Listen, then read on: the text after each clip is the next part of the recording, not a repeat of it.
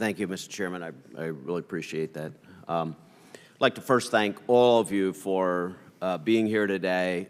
Thank you for your service and that all you've done in response to what's been very difficult, multiple emergencies, multiple hurricanes. So really appreciate that. I know you've saved lives, and so we want to thank you for that. I had the opportunity just about 2.5 weeks after Hurricane Maria hit Puerto Rico to join a congressional group and visit the island. And my friend from New York, who's a member of the committee here, Mr. Maloney, was on that trip as well. And we had meetings with Governor Rosselló, General Buchanan, FEMA, Coast Guard, the Corps, a lot of folks. Not only did we survey the damage, but had meetings and received updates in regards to the progress that had been made at that point. And again, I think the takeaway from that was, this is an all-out effort from each of your agencies to respond. It's a 24/7 operation. We saw the number of people that were on the ground. So there's no concern about the commitment from each of your agencies, from the commitment of the administration to respond. And I'm specifically focused on Puerto Rico. My district is in Pennsylvania, but I also have a large number of people who hail from Puerto Rico, over 70,000 as well. So I've had a lot of concern from folks in my district about family and friends in Puerto Rico. The one concern, or there were, of course, many concerns, but one of the other takeaways from that, again, this was about 2.5 weeks, I think it was 17 days after the hurricane hit, and the response around restoring the electrical grid, I'll be honest, was unsatisfactory at that point. And there were many agencies, of course, that are involved with this. But we came, or at least I'm speaking for myself, came away from there concerned that we did not at that point yet have a really good plan to restore the grid.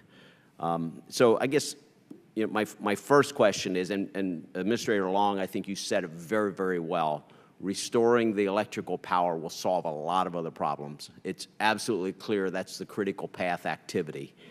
At that point, it wasn't even clear which agency was taking the lead. So I guess that's my first question in this regard. I'll start with gentleman. You can answer the question, but then we got to get back to regular order. So I appreciate the gentleman's question, but go ahead. And who are you directing it to? Anybody in particular? Yeah, Administrator Long, sure. Tell us about which agency really is in charge of restoring the power.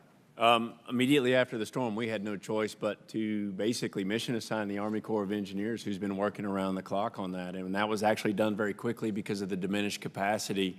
PREPA was nowhere to be found.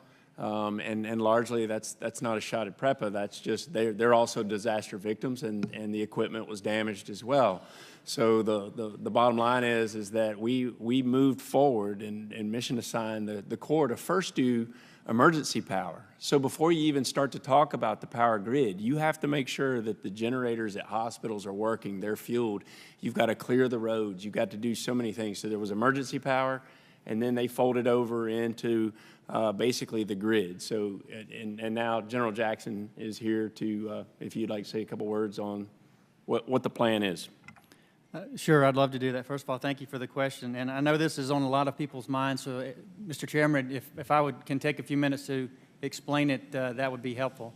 Sure, go ahead. Sure. So the Corps of Engineers, I think one thing that's important to note is the Corps of Engineers typically does emergency temporary power through the use of our generators. That's part of our ESF-3 mission. That's what we've done in every storm so far. And typically we flow into the affected area under a FEMA mission assignment. We do assessments, we install generators, we deinstall generators as the grid comes up and operational. Typically, large-scale grid repairs are done differently. The affected public utility in the affected area activates mutual assistance agreements, and the multitude of public utilities from across the nation flow in to provide additional capacity to allow that grid to be more quickly restored. That was the case in Texas. That was the case in Florida. That was even the case in the U.S. Virgin Islands. That was not the case in Puerto Rico. So the Corps of Engineers does not have pre-scripted, pre-awarded contracts like we do for debris, for temporary power and things, where we can quickly pull something off the shelf and award it and get things moving. We have to use our contingency contracts that we have, which are competitive contracts, to be able to bring in the resources that are required to do the work that we were mission assigned to do. So I think that's important to note. Mr. Chairman, can I keep going? Or do you- I'm sure you're going to get more questions on that. Okay. Okay, I'll cover more at a later date. All right, Thank well, you. again, I thank the gentleman. The gentleman from Pennsylvania can submit his other questions. We're back to regular order. With that, I recognize Mr. Mr. Chairman. Fazio for 5 minutes.